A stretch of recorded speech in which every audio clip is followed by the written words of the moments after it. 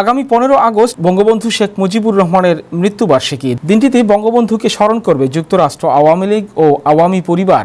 এই উপলক্ষে রোববার সন্ধ্যায় নিউ ইয়র্ক সিটির অজন পার্কে আয়োজিত এক সমাবেশ থেকে এই কথা জানানো হয়েছে। স্থানীয় একটি রেস্টুরেন্টে আয়োজিত সমাবেশে সভাপতিত্ব করেন যুক্তরাষ্ট্র আওয়ামী লীগের মুক্তিযোদ্ধা বিষয়ক সম্পাদক মুজাহিদুল ইসলাম। সমাবেশ পরিচালনা করেন নিউ ইয়র্ক মহানগর আওয়ামী লীগের সাধারণ সম্পাদক ইমদাদ চৌধুরী। সমাবেশ শেষে তারা দলীয় সভাপতি শেখ হাসিনাকে দেশের বাইরে যেতে বাধ্য করায় তীব্র প্রতিবাদ এবং আওয়ামী লীগের নেতাকর্মীদের ওপর নির্যাতনের অভিযোগ তুলে হলের বাইরে প্রতিবাদ বিক্ষোভ করেন।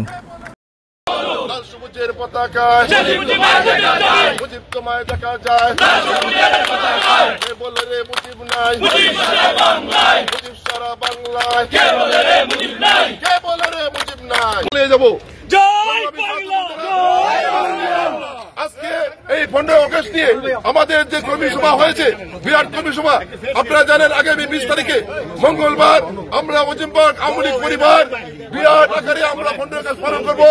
উনার সভাপতি করেছিলেন আমাদের মুজাহিদুল ইসলাম। আমি উনাকে অনুরোধ করবো আজকে অনুষ্ঠান সমাপ্ত করার জন্য। সবাইকে ধন্যবাদ। জয় বাংলা, জয় বাংলা।